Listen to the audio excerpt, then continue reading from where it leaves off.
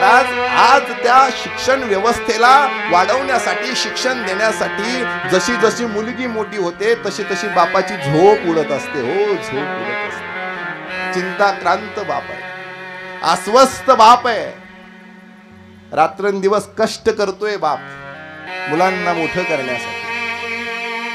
मी नेहमी म्हणत असतो, आपले डोळे उघडण्याच्या अगोदर प्रेम करणारी आपली आई असते. आपले डोळे उघडण्याच्या अगोदर आपल्यावरती प्रेम करणारी आई असते आणि डोळे उघडे ठेवून प्रेम करणारी आपली पत्नी असते किंवा आपला पती असतो. तो सौंदर्य बघतो. आता तर गुण कुठं बघायला लागलेत लोक, गुण नाहीत बघत, गुण नाहीत बघत. हो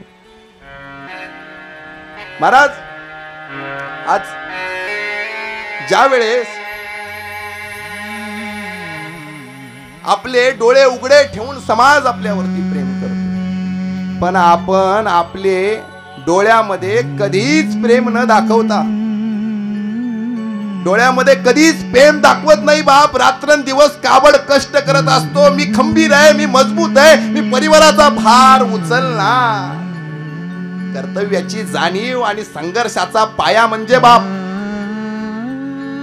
एखादी स्त्री आपलं दुःख, आपलं संकट, आपली गोष्ट, आपली मैत्रीण, आपले नातेवाईक कोणासमोर तरी जाऊन व्यक्त करू शकते. हो, ती रडेल, ती बसेल, ती सांगेल.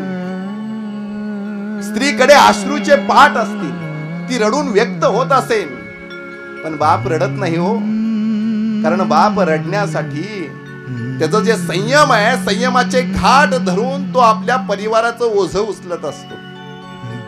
आज बापाजवळ बसण्यासाठी, आई जवळ बसण्यासाठी, म्हाताऱ्या माणसांसोबत संवाद करण्यासाठी आपल्याला संकोच वाटायला लागलाय.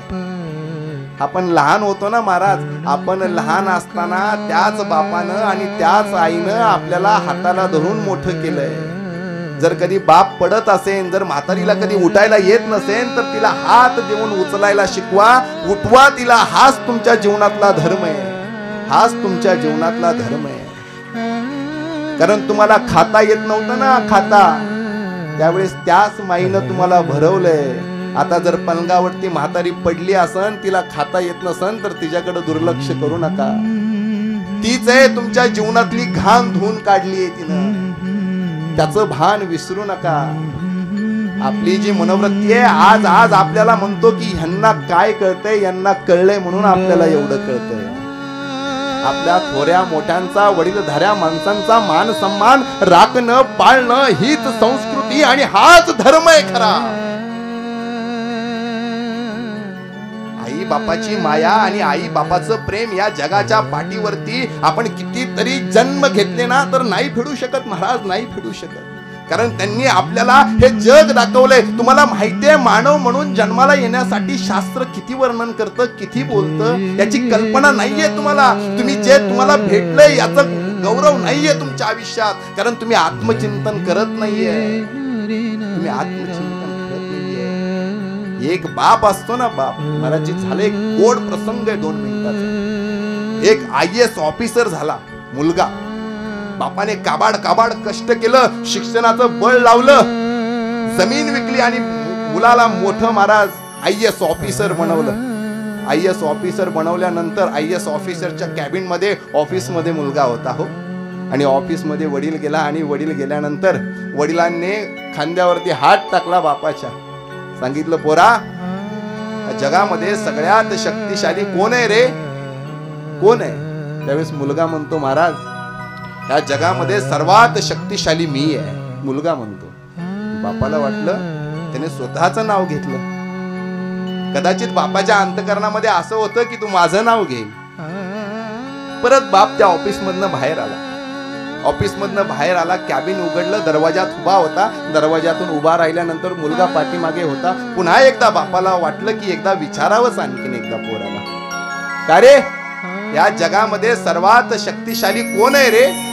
त्यावेळेस तो मुलगा म्हणतो, बाबा, ह्या जगामध्ये सर्वात शक्तिशाली तुम्ही आहात. ते म्हणतात, का रे, आता तर तू सांगितलं की आतमध्ये असताना तू म्हटलास की ह्या जगामध्ये सगळ्यात शक्तिशाली मी आहे. हो बाबा, मी मगाशी म्हंटलो या जगामध्ये सर्वात शक्तिशाली मी आहे, कारण बाबा तुमचा हात माझ्या खांद्यावरती होता आणि ज्याच्या बापाचा हात ज्याच्या खांद्यावरती असतो तो जगामध्ये सर्वात शक्तिशाली माणूस असतो, तो सगळ्यात शक्तिशाली असतो. आणि ज्या वेळेस बापाचा हात खांद्यावरनं निघतो त्यावेळेस बापच त्याच्यासाठी सर्वात शक्तिमान पुरुष असतो, सर्वात शक्तिमान पुरुष असतो. बापाच्या डोळ्यामध्ये कधी पाणी येतं, बाप कधी विघ्न, त्याच्या अंतकरणामध्ये कधी वेदना होते, ज्या वेळेस माझ्या लेकीच्या माहेरामध्ये गेल्यानंतर बापाच्या लक्षात येतं की माझी मुलगी सुखी नाही, माझ्या मुलीला काहीतरी वेदना आहे, माझ्या मुलीला काहीतरी कष्ट आहे. बाप बोलत नाही.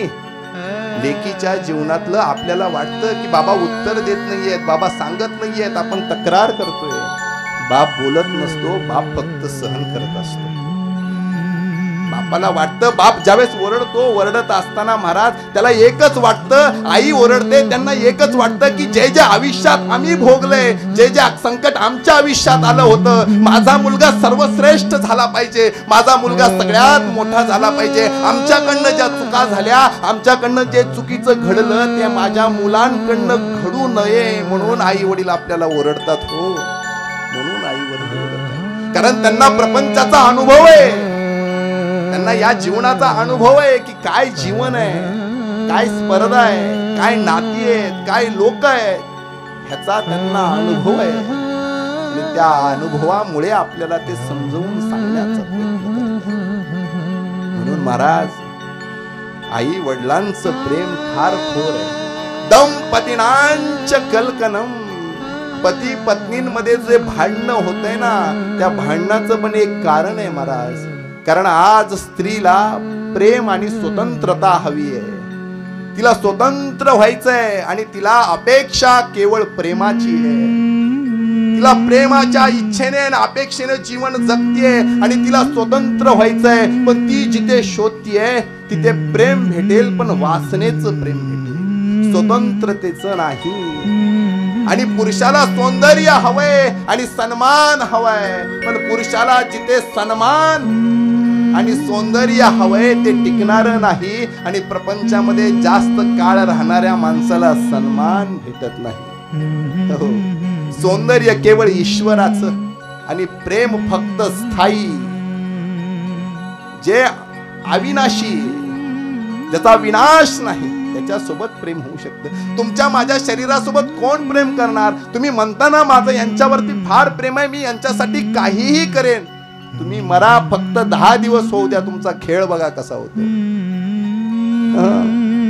ज्या शरीराला शरीर म्हणून तुम्ही बसलाय ना, अहो तुमचं नाव सुद्धा राहत नाही. हो, तुमचं नाव सुद्धा त्या प्राण निघून गेल्यानंतर तुमच्यासोबत नाव निघून जातं, तुमचं नाव पण डेड बॉडी म्हणून पडतं. जास्त दिवस ठेवलं तर बॉडी वास मारते. ज्याच्यावरती गर्व वाटतोय, ज्याला म्हणतोय, ज्याच्यामध्ये आसक्त झालोय, त्या घटनेचा त्याग करण्यासाठी हे आत्मचिंतन फार गरजेचं आहे. कारण चैतन्यावरती प्रेम होऊ शकतं, त्याच्यावरतीच प्रेम होऊ शकतं. म्हणून मायबाप, आई वडिलांप्रती असणारा जो भाव, जे प्रेम, जे संबंध, जे नाते आहेत ना, त्याची जोपासना करणं फार गरजेचं आहे. त्याची जोपासना करणं फार गरजेचं आहे.